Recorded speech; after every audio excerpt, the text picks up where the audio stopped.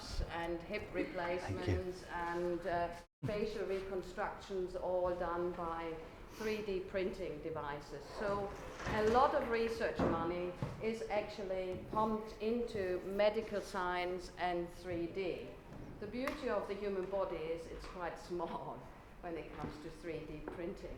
And that's one of my frustrations as artists, is that if you want to make something large, you do need to have a large funder behind you. So contemporary artists who are working with 3D printing techniques are stuck between a rock and a hard place. Their ideas may want to be warranted to become life-size, and the technology is now there to do this life-size. It wasn't there 10 years ago, but it's now there. But unless you're married to a multimillionaire, the chances of making one of Keith's sculptures life-size, as in ready for public sculpture, are slim. So if there is a multimillionaire sitting today in the audience, please make yourself known afterwards. In the meantime, the artists which are in this exhibition, Annie Cattrell, Bruce Gernand, Keith and James and Jon, have been really on this sort of, forefront of working in this medium in very different, unique ways. So I'm welcoming to now finish my little introduction. I'm welcoming as the first speaker James Hutchinson, who I know from when I lived in Newcastle. Unlike me, he stayed up north. He is living in Whitley Bay on the coast.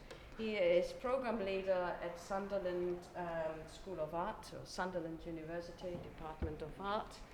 And he is an artist who has been exploring 3D digital technology for his own work.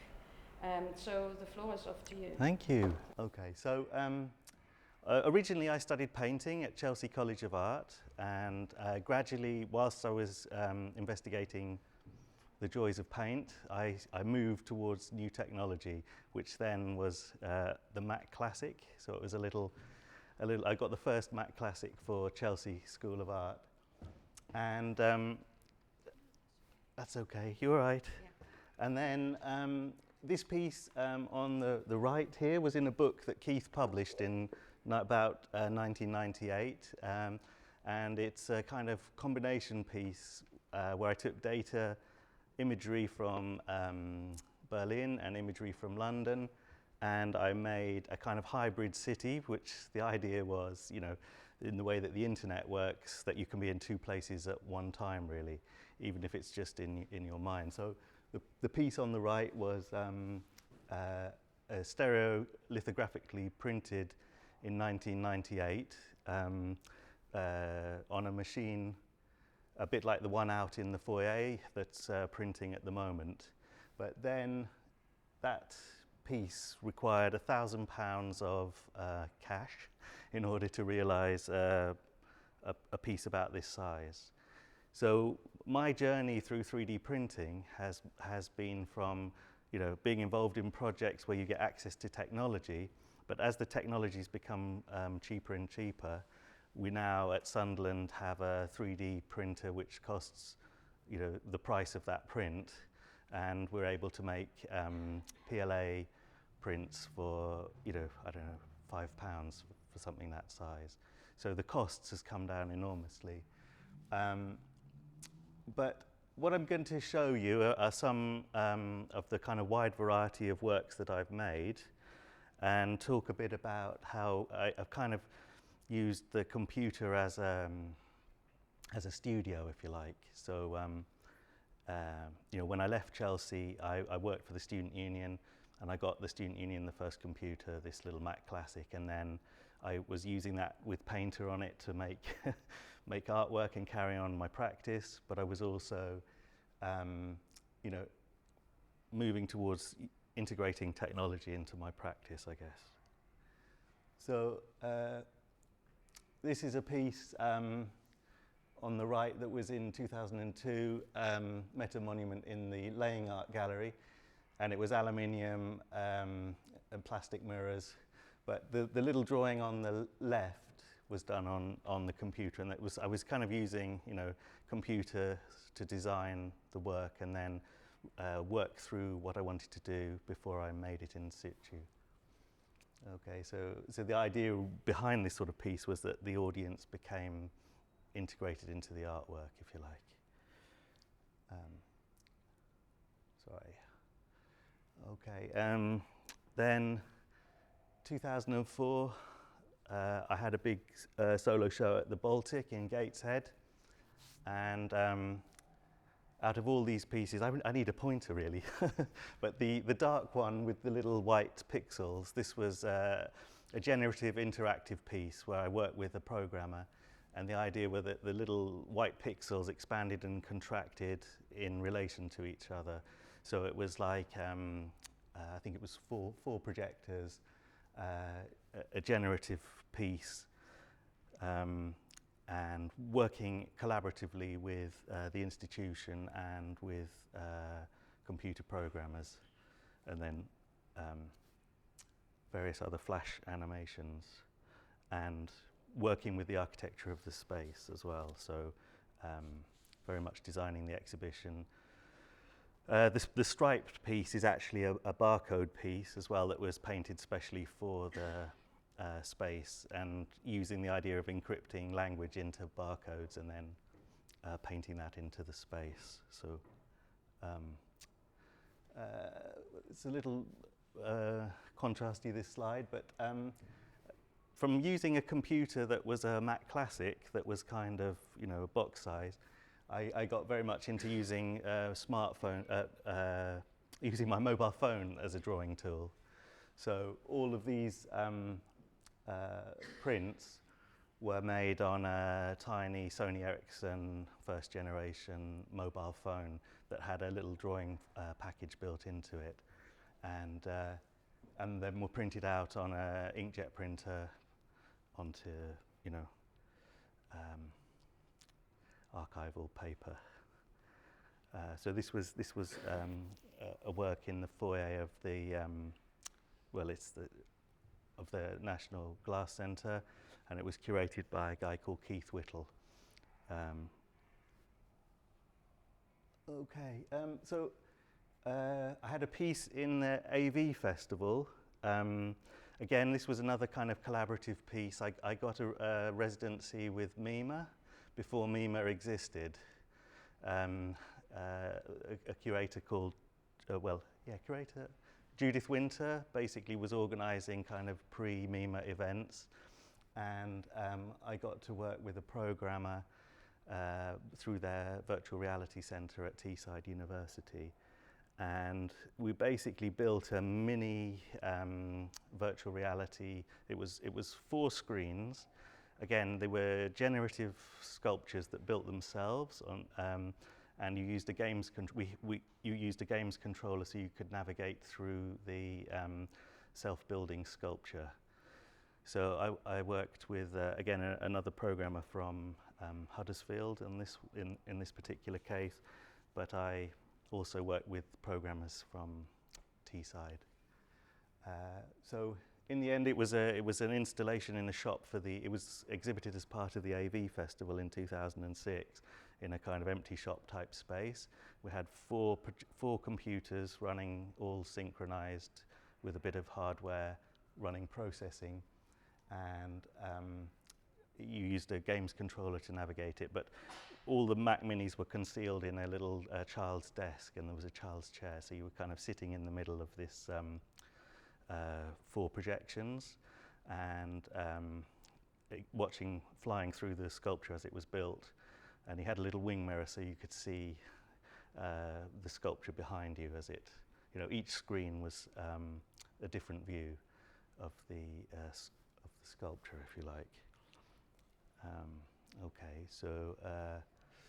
So again, it looks like this was an exhibition that curated by David Thorpe, who is a curator that he's still curating, but he was a curator at the South London Gallery, and he curated a show at the Millennium Galleries in Sheffield and asked me to make a new piece for that.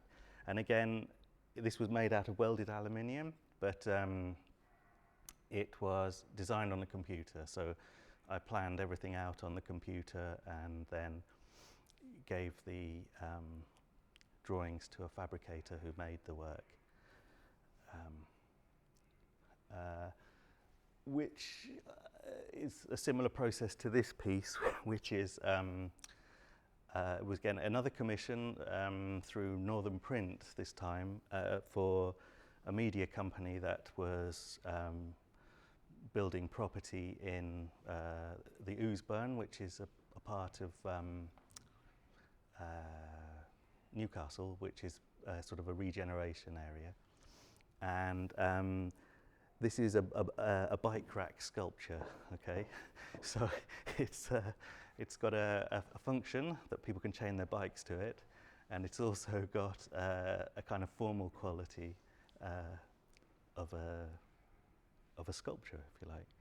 So again, I don't know if I put an image in of it, but I drew like tons and tons of different versions of the sculpture using Google SketchUp, you know, the free modeling software that you can download. And then I gave that with all the dimensions to the fabricator, and then it was built and installed as a commission for priority sites. Okay, so 3D printing. So a lot of what we've been talking about is 3D printing. This is a little 3D sculpture that I made in about 2009-10, and it's obviously based on a Space Invader. And this was laser sintered by a guy called Giorgio. Anyway, an Italian guy, basically. This was built in Italy. Terrible, sorry, I've forgotten his name. But this was then exhibited at the Northern Gallery for Contemporary Art in their project space as part of a publication launch. So how big? This is a smaller one. It's about maybe 15 centimeters cubed, so sort of that sort of size. But it's made up from layers of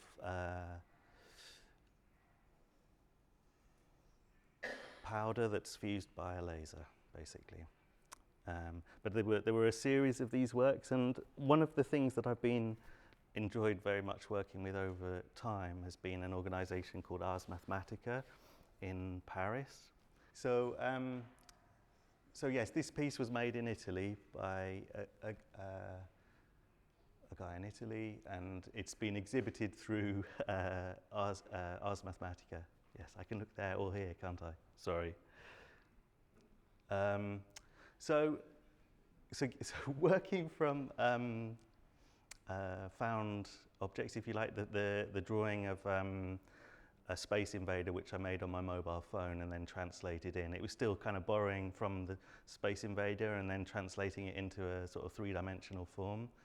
I then went on to look at where I could find ready-made models from on the internet, and the IKEA catalogue is fantastic. You can download tons of ready-made models from models that are out there, and then manipulate them. So this is effectively two stacked IKEA clip-and sofas to make a piece called "If You Touch Me, I Will Fall." And this was exhibited in London in 2011, and it was made in Newcastle University's Culture Lab, which is part of the University of Newcastle. And they had, I think this is ABS plastic, so it's a fairly robust form of plastic, but it's it's acquiring found sculpture, if you like, taking from the tradition of Duchamp and finding models that other people have made.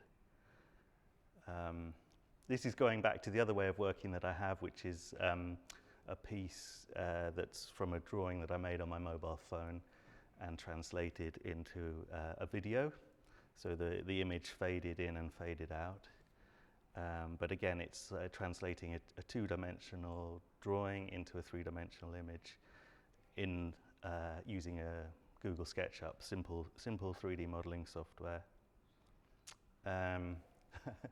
This piece, I had an exhibition in Berlin as part of like the art fair. You know, you could go out and sell work. So I was involved in an art fair in Berlin, and I made a series of prints where these are 2D prints, where the 3D model is coated with virtual hair using the program Blender.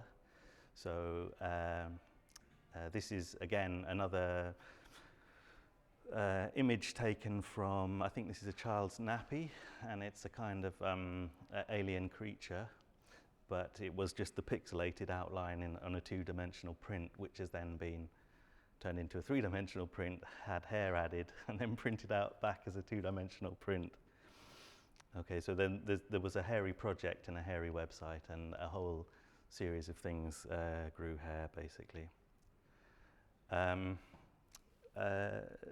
again, going back to found objects, found breeze blocks, and I was looking at, look, there's a brilliant Instagram site, if you seen it, called Breeze Block Head, and all the guy does is post different images of breeze blocks.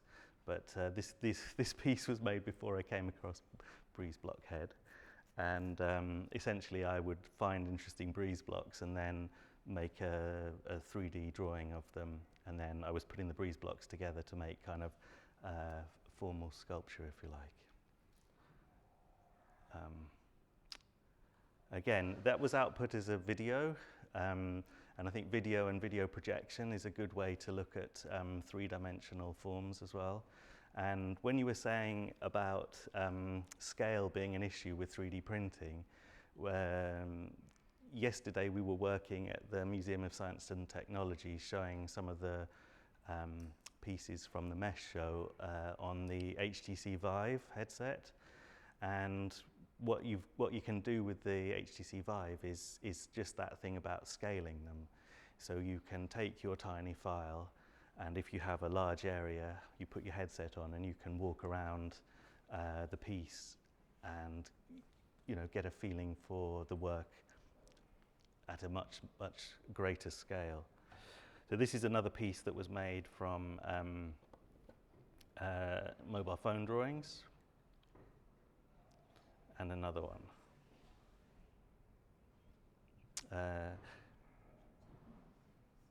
Okay, so this is the kind of mobile phone drawing that I was doing, and then translating it into something three-dimensional.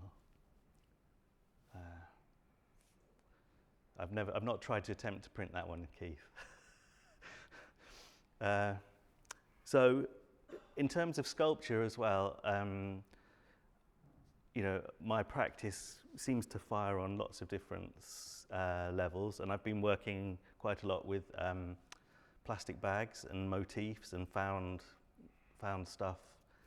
So this was in, was this 2012? It was just an installation of mobiles. I was a nod to Calder and a kind of grungy Calder. Another piece, Monolith 5. Now the piece out there, one of the pieces is a monolith type piece, and but it's actually made this year for the exhibition, but using cardboard and the program Maker. I think it's 123D Make, which basically takes your 3D file, folds it out into a kind of flat pattern, which you can then print out or cut out using a laser cutter or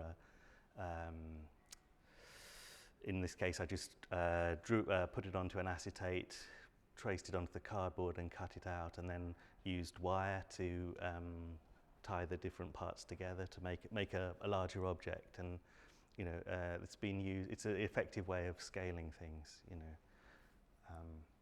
So this was printed in Paris by Christian Levine on his home printer in 2013, and exhibited as part of one of the Ars Mathematicas sort of annual exhibitions in the École Centrale in Paris. This piece again, this is the House of Ears, and I've had a laser sintered version of this, which I'll show you later, but it's effectively mixing Google SketchUp with MESHmixer and taking two different kinds of programs and putting them together, and then again, a nod to architecture and a nod to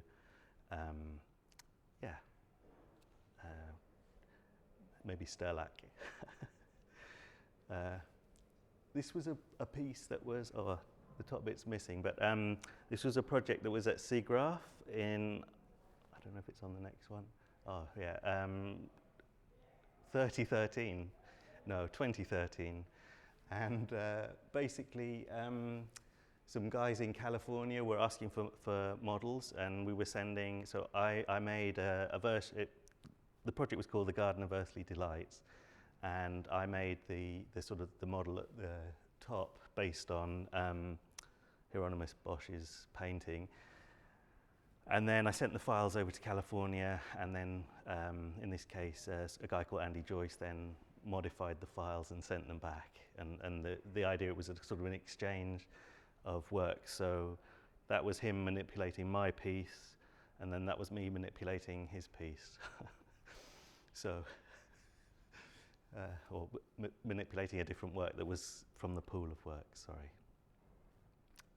And then these were, I don't think they were ever printed out, they were just printed as 2D prints of the wire mesh. So again, going back to IKEA, wow, what a rich feast of architectural toys there are to build sculpture with. So I don't know if they show up better on that one than they are on this. They're a little bit bright, but yeah, I recommend making your own models, but I recommend, you know, playing and appropriating and using models that are already out there. Yes, so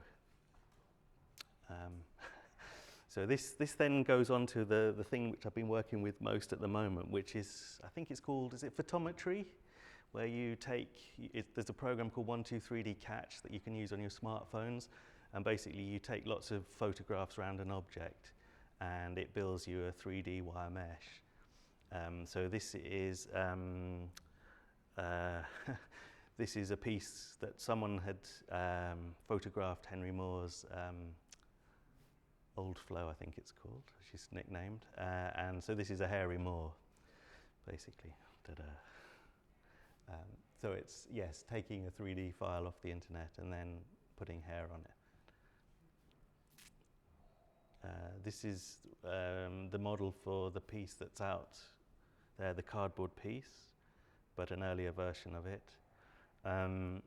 This piece is, again, a cardboard version of it on the top, which is the after Martin Kippenberger, after Henry Moore. That's the,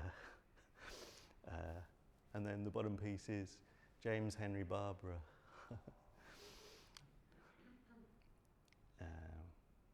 Okay, and so this was then installed in a gallery called System Gallery in Newcastle, which is a nice, it's like a sort of two-room type space above a pub in Newcastle. And I had 2D prints, 3D sculpture, but I also had a sort of interactive piece which was done using the Kinect. So basically the sensor picked up the audience relative to the room and the angle of the black line rotated depending whether people were to the left of the room or the right of the room. So it was a kind of, yeah, interactive kinetic piece made using the Kinect. This was another piece that's another element of my practice is I work with a guy called Graham Hutchinson, and we're H&M, five more minutes, okay. And we work on various sound pieces collectively. So the video piece that's out in there, which is a photometry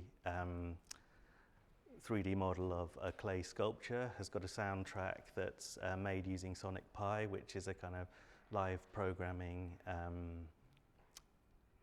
software, which I recommend if anyone's interested in making music or working with sound to have a look at Sonic Pi. I think it's made by Cambridge. It's developed by Cambridge. So yeah, Sonic Pi. So this was actually the detritus from a piece where we destroyed a piano and did live mixing and sampling using Ableton at the Star and Shadow, which is another very good venue in Newcastle, which is currently looking for another home.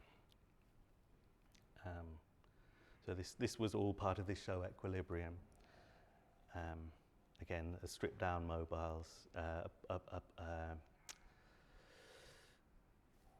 Yeah, I'm not going to say more about that. But again, we worked H&M. This kind of big black blob in the middle of the screen was the kind of where H&M were mixing live music from as well. So there was a live event at the opening, and a wall painting outside the work. Okay, so yes, back to 3D printing. After Martin Kippenberger, after Henry Moore, has also been printed out on MakerBot. So these are super tiny.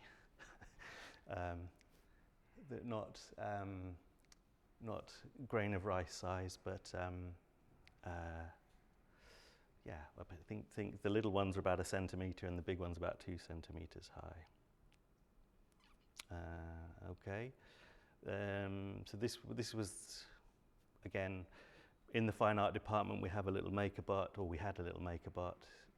This, I think, was the first piece that came out from that. And we've gone on to, yes, 10 hours, 31 minutes to build that. We've gone on to now have a Ultimaker, which is the sort of the next generation, which is a bit smoother, but it's essentially for the students to make small pieces, try things out, and I'm going to rattle through these. So this is some more works in the École de Paris. There's the laser sintered House of Ears in the middle from the back. And this, I put this one in because this is École de Paris, but it's there's a Space Invader by Space Invader, but it's the which I then went on to make another piece out of. But I'm going to whisk through these. When was that? In 2014, I was in a show at the Tate, which was a kind of 2D glitch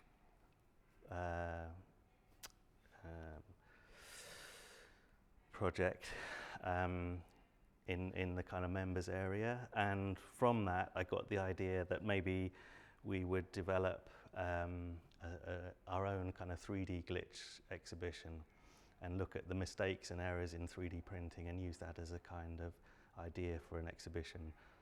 So this is H&M doing a live Ustream from Sunderland to the Flying Dutchman pub in London. And that's how we appeared on the screen down south. So now this piece, I don't know if you all know NY Space. Do you know Janine Goldsworthy that works here? She's, her and her partner Michael run a space in New York, I think it's New York Street in Manchester.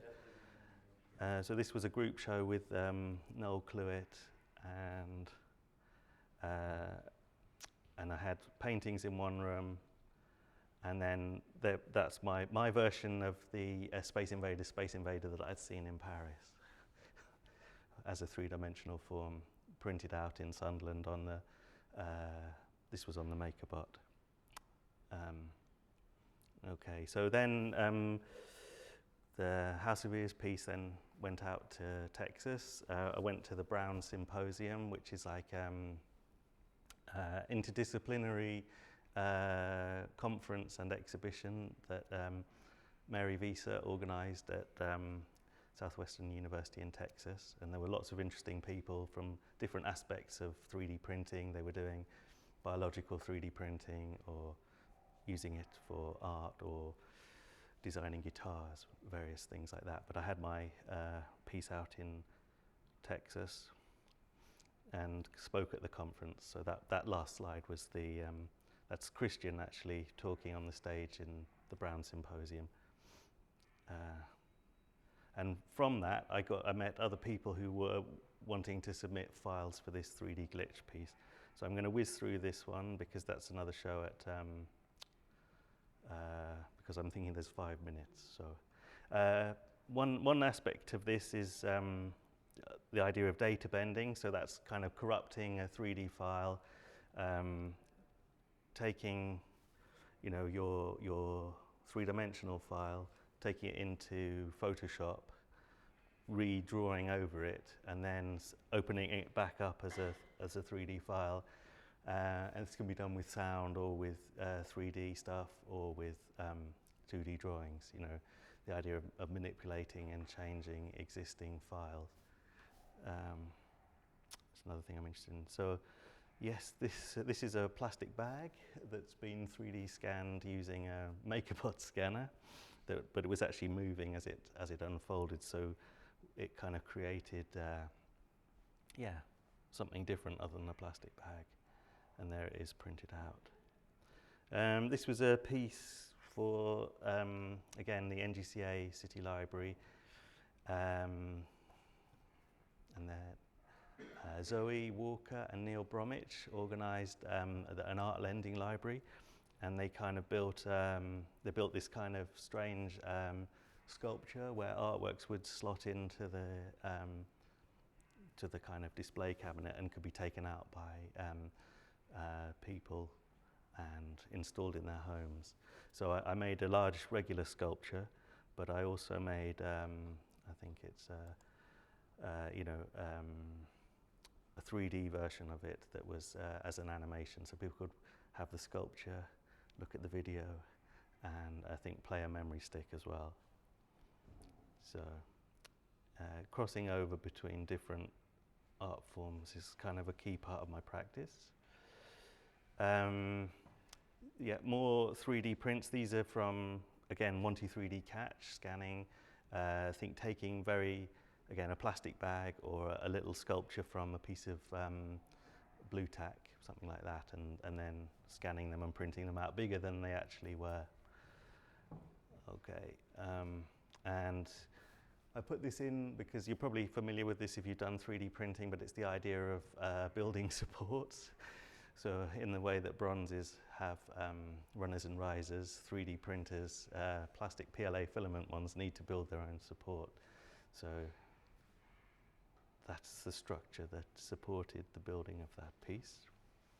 And okay, the last 4 slides are basically this idea of, you know, from doing the 2D glitch exhibition at the Tate, we'd do the 3D glitch exhibition. I'd been out to Texas. I got people to submit slides, files, and then we printed them out in Sunderland. And this is the exhibition space at the University of Sunderland Fine Art Department, the Priestman Gallery. And we had, I think this was the first iteration of the show, and one of the key things was that we built the projection on the right is Unreal Engine computer game version of the gallery, because when the show was beginning to start, we didn't know whether the 3D printer that we had would actually cope with printing out all the files we were getting, because some of them were really designed to be laser sintered, and we were making them on a basic MakerBot. So the idea was that we would build this virtual gallery that could be navigated by a games controller, and again, one could play with scale. You know, one could have a large image on the wall, and people can fly around them. There's a basic physics applied to the environment, so you can't go through the sculptures. You sort of bounce around them, and they're kind of anchored to a virtual gallery that's floating in space. And, so this piece is Mercury Remixed, and this is a piece that's been commissioned for the exhibition out there, but has not arrived yet.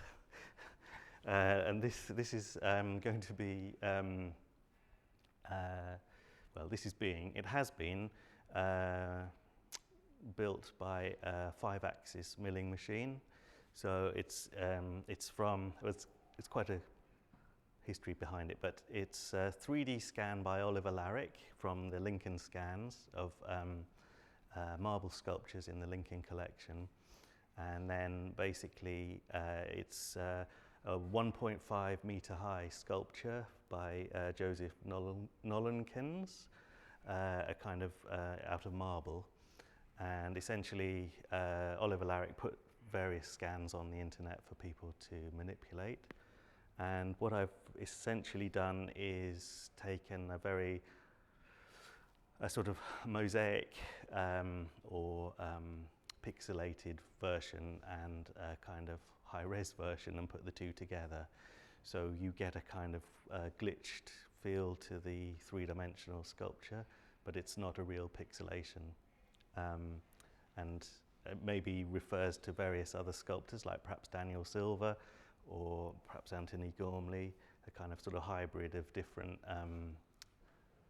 styles. And again, where you get inspiration from, the part of the idea behind this was from an episode of Modern Family. I don't know if you watch Modern Family. There's an episode called Marble and Wood, about a sculpture, which is pixelated out because it's seen as pornographic by the neighbours. And we took it to Glitch. We took Glitch to NY Space, and it's currently on in Washington Arts Centre in Tyne and Wear. So the Northern Gallery of Contemporary Art, which is based in Sunderland, also is curating the Arts Centre Washington. And we have one room with the 3D models on different plinths, and then one room with the videos and the game controllers. And I think there's one piece at the end which is another photometry piece, but mixed with MESHmixer. So one last thing. There's a few links there. I don't know if you have smartphones and you want to click on some of the links, but there's some publications and websites that you might want to look at. And the last image is from a show which is opening in the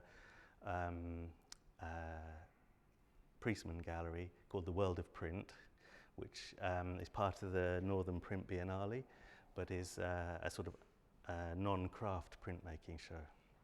And that opens, I think, tomorrow. So this is actually a printed 1D duvet cover. So it's been a bit of a whistle-stop tour. I've rammed in tons of stuff, and I've gone from about 1998 to tomorrow. So I do apologise for any sound issues, and if anyone's got any questions or anything they want to ask, by all means go ahead, or I can go hand over to Keith and he can talk. I'll make quite a quick start. I think Brigitte was quite horrified when I said I was going to start in 1967, but I thought I'd start with work I did before I went to art school. And I'm going to spend probably 2/3 of the talk on contextualizing the work that I do now.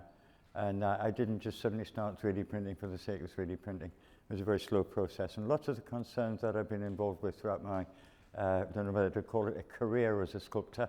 I've been making sculpture for over 50 years, so I'm well practiced. And this is stuff I did before I went to art school. I went to art school 67, I think. I mean, initially influenced by people like Moore and Hepworth and then Brancusi.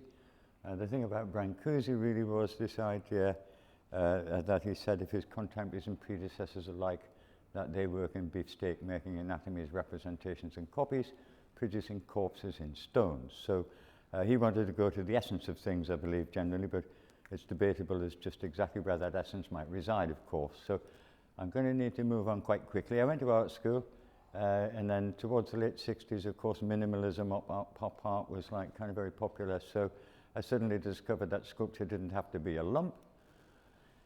In my second year, I visited North America, won a scholarship, and then hitchhiked across to the West Coast. That was the same summer as Woodstock, so I got caught up in all of that stuff then.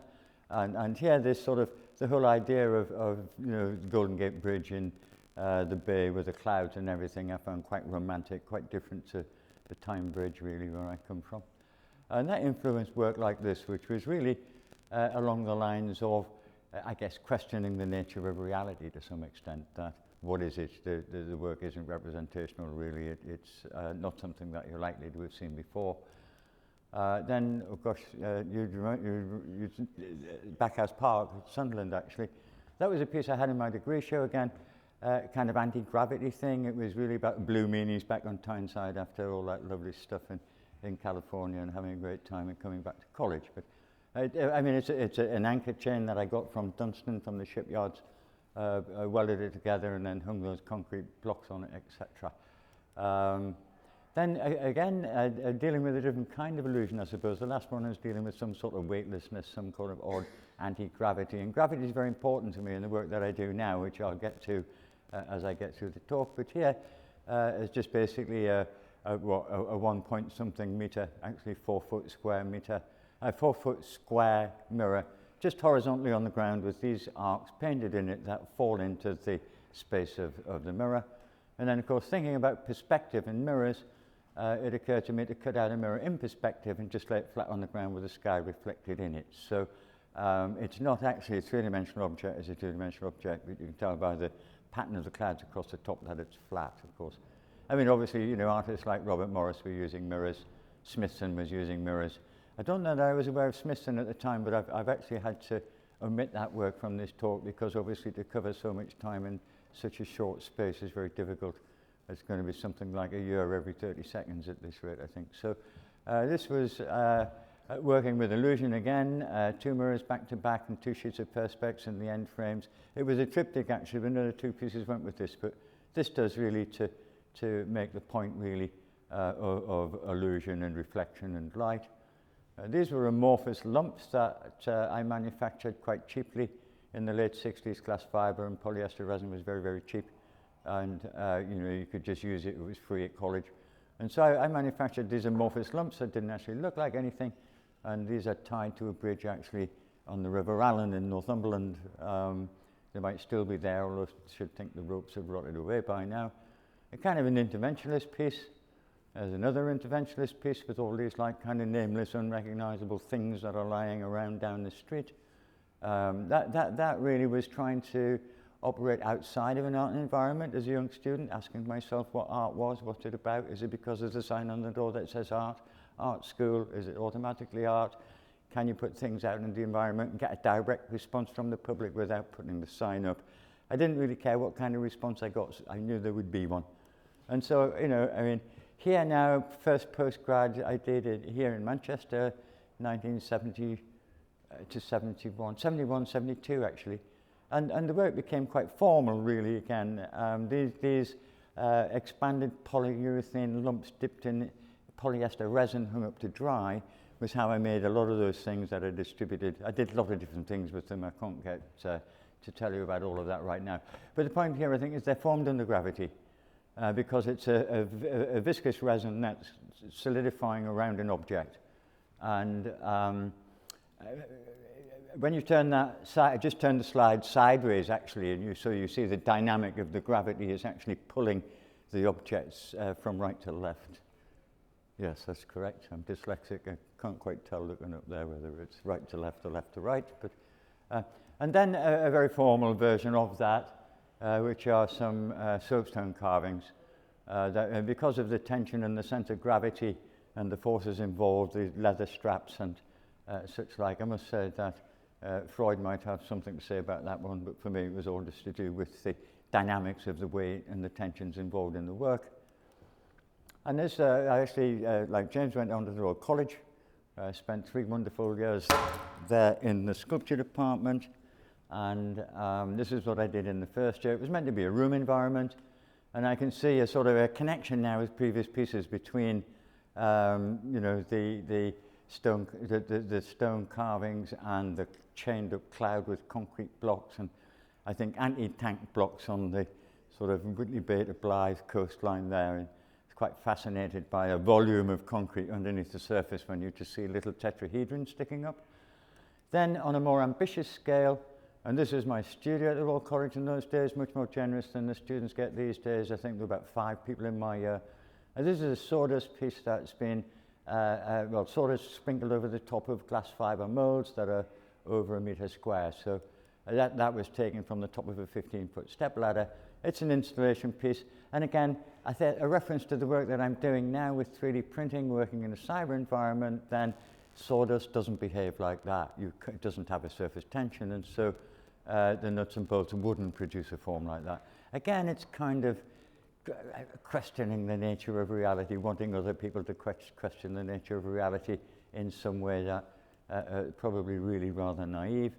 And this was an interventionist piece at Roadworks on my way up to the canteen on was it Queensgate, where the sculpture school used to be before they moved to, was it Putney? Or?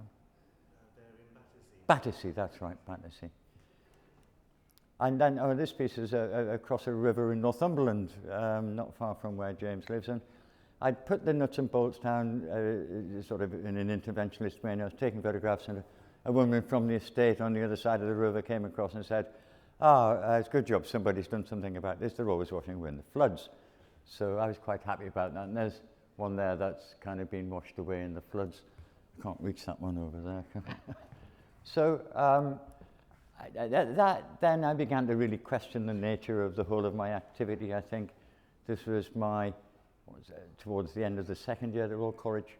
And I became very good at it because of the nuts and bolts of being able to make glass fibre look like rusty metal.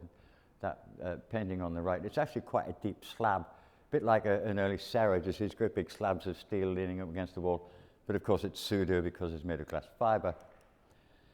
So this was a crisis, really. I don't think I made anything for the best part of a year except worry about what I might make or what I might not make, etc. And so I returned to carving and carved a whole series of donuts. I think my peers thought I had gone slightly mad, returning to what they thought was a kind of modernist sculpture with a hole in it.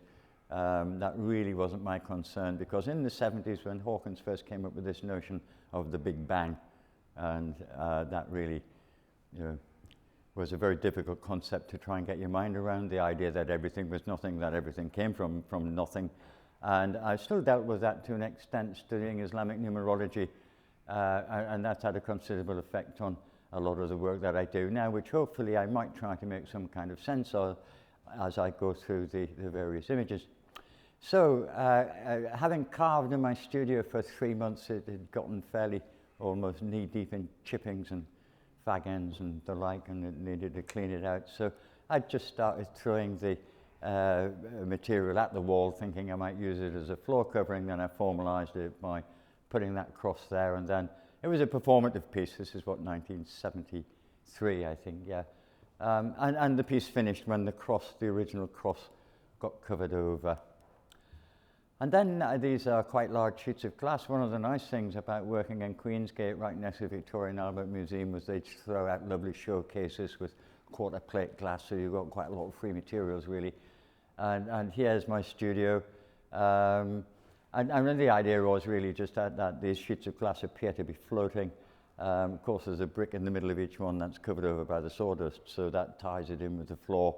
You can't actually see underneath it. So then with the glass, I did many pieces in my studio using these large sheets of glass and sawdust.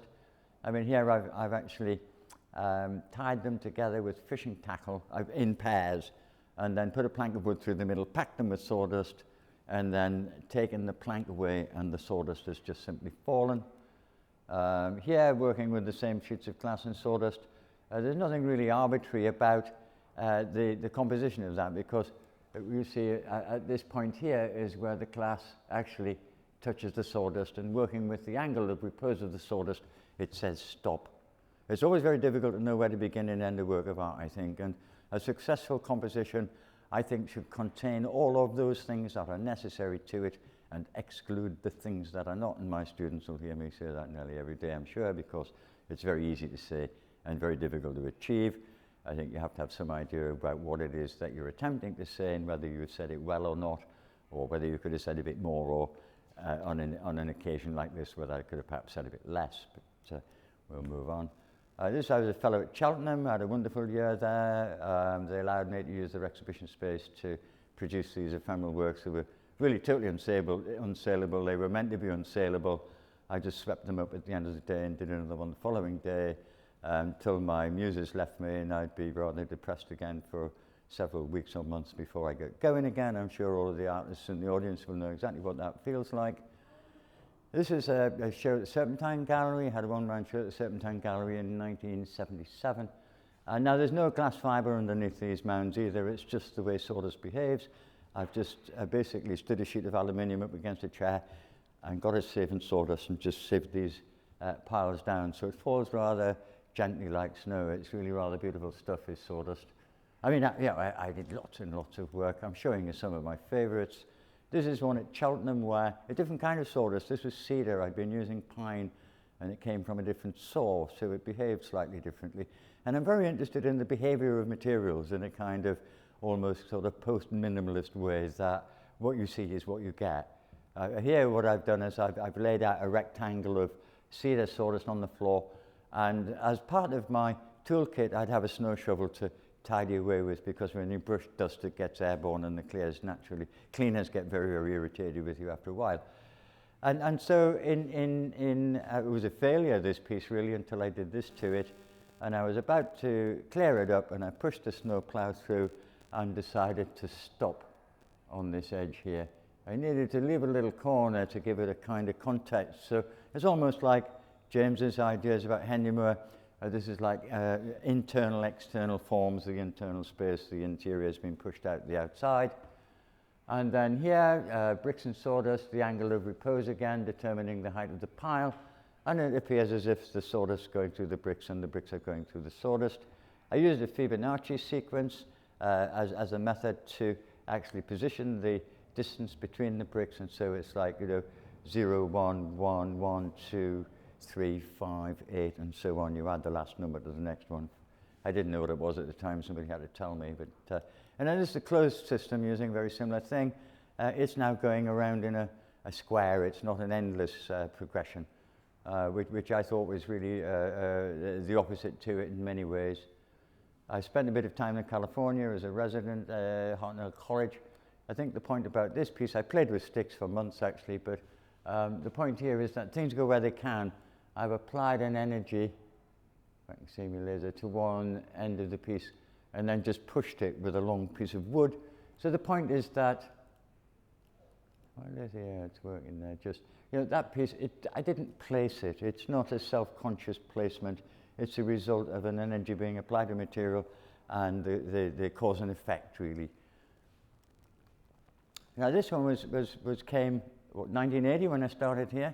How am I doing on time? I'm getting through about 15 years now. Halfway.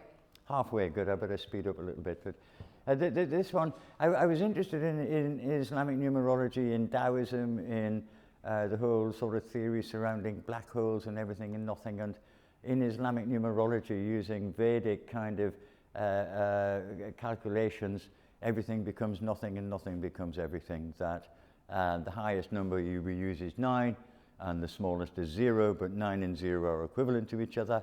I've not got time to actually explain that right now, but I can assure you that that is part of that belief system. So by choosing a particular kind of rope, it was quite a thick sisal rope, and I was able to tie 9 knots in it.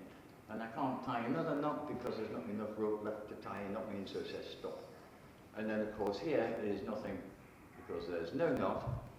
It's not nothing, it's no knots, I guess, but for me it stood as a kind of symbol for nothingness and somethingness. It made sense to me at the time, and I could probably explain it by writing numbers down. But this is, I was a fellow.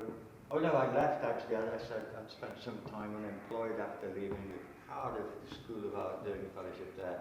I was living in Cotswolds and in Cheltenham, And I went up into the woods and asked the farmer if I could take the blown trees out, and then started cutting up trees. So they'd all been blown over. I didn't cut them down to make art, but I will not go there right now. However, this piece is the base of the tree in an average diameter that I've cut off, and then I've cut that much off again, and then remeasured it and cut that much off again and remeasured it and wrapped it around itself. And so the rule is everything touches everything else in a sequence, so the resulting composition grows from the inside out more or less in a very similar way how a tree grows from the inside out. It's kind of like a flattened tree really. I think Gormley did one. He'd heard about what he was doing at that time back in the 70s when he was at the Slade. I think that I worked with conifers for quite a long time. This one is taking the dimensions from the tree itself.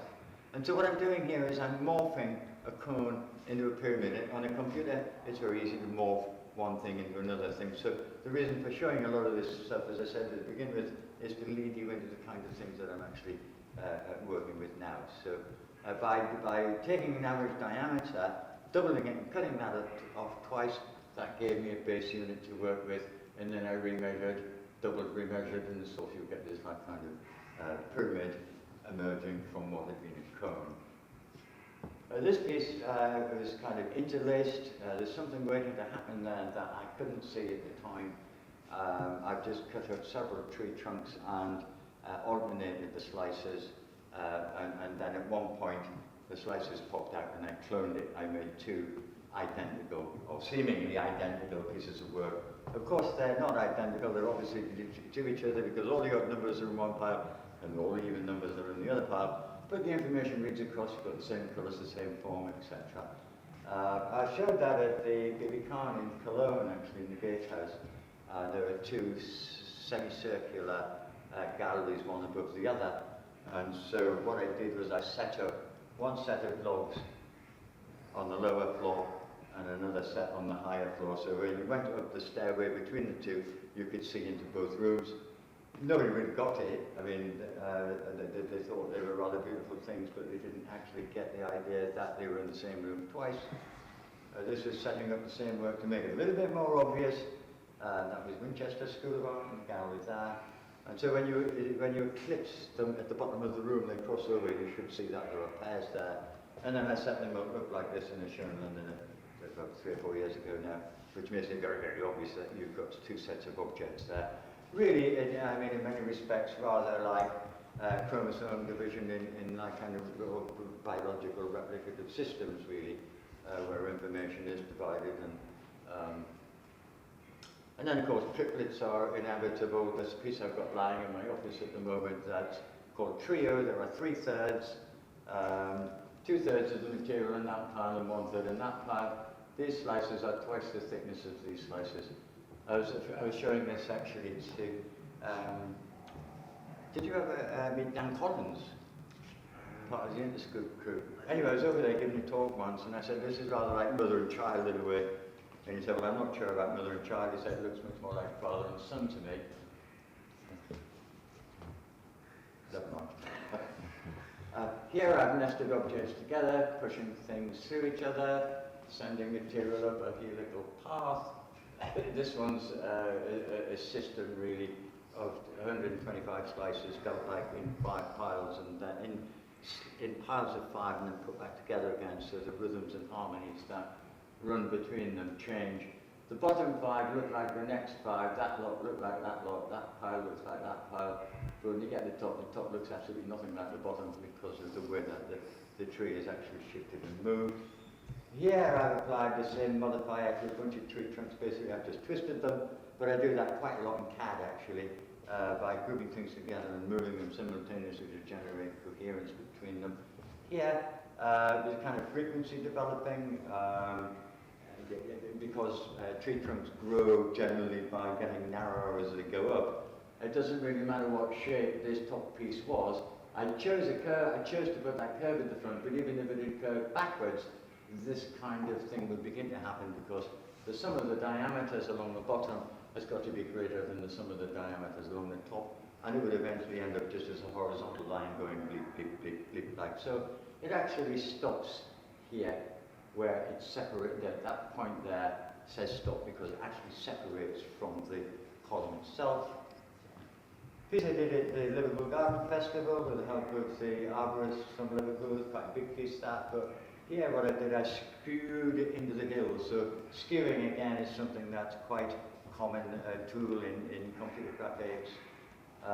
Here I've squeezed and stretched. That was a 30-foot elm tree squeezed down to about, well, it's been about that tall when it was finished.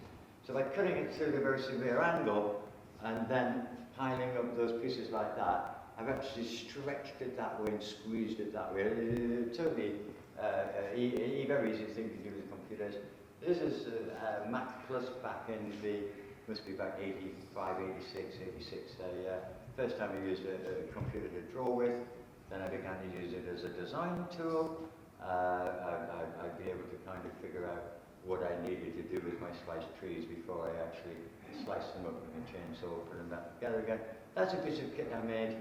Mainly it goes a bit further than the chainsaw track that I'd made previously.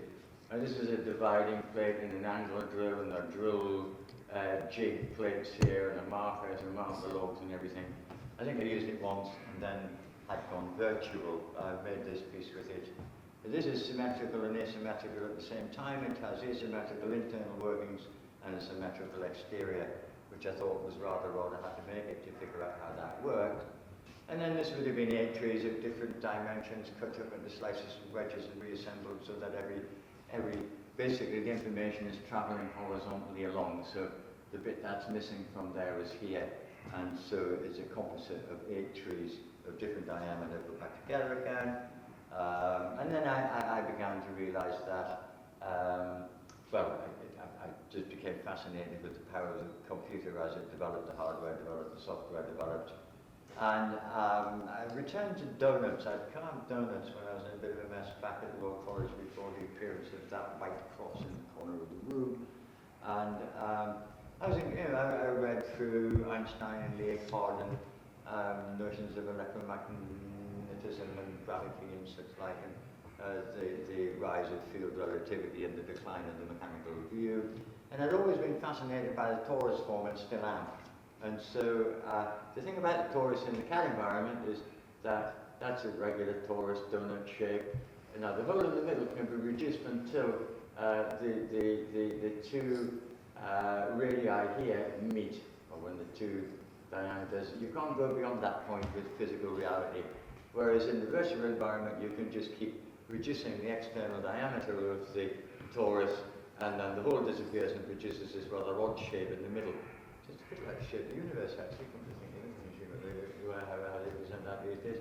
And then by keeping going, I've got this like kind of self-intersecting object. And a sphere, in fact, ends up being an instance of torus, although at that point, I think it possibly ceases to exist as such and becomes a sphere. And so that's the first 3D print I had done in the COM project.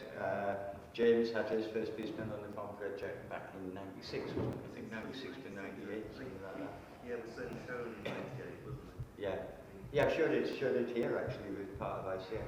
And so this is the first piece I made, selective laser sintering, and that's from a donut form where the intersecting geometries have come together and passed through each other.